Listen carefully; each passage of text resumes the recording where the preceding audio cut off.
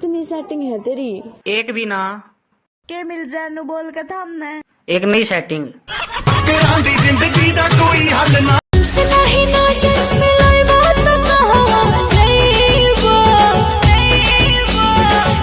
सजन बड़ी करो तमन बोला कहियाले मम्मी बनईबा ए हो सजन सुर में से लिखे तेरे वादे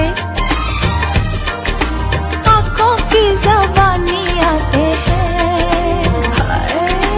मेरे रुमालों पे काला सूट पावे जदों लगदियां कहर लगे जहर साडे दिल नू चढ़ाएगी चकदियां अख फिर तकदियां लगदा है हंस के ही जान ले जाएगी। अरे उत्तर में कबूतर बोले दक्षिण में सियार यूपी में यार बा बिहार में भत्ता।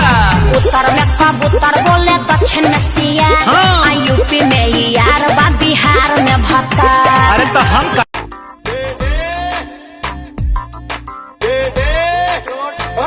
मौज कर दी वाह बेटे वाह। हमके ऊपर से नीचे काहे तारो तारो बेरी बेरी तू अख काहे मारो तारो हमके ऊपर से नीचे काहे तारो देखन ना कलम पे हैं 10 बिजली के खंबे हैं बाकी का बनाओ तारे न जाने बजी हमारे पार्टी दे बजी से दिया पर आते हैं। अच्छा जो बोलोगे वो करूंगी बाबा।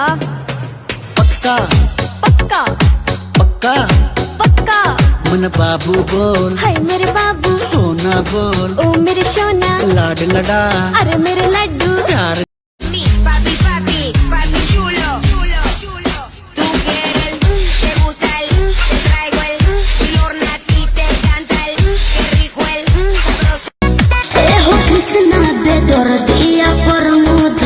प्यार करो नहीं तो होई विरोध जी।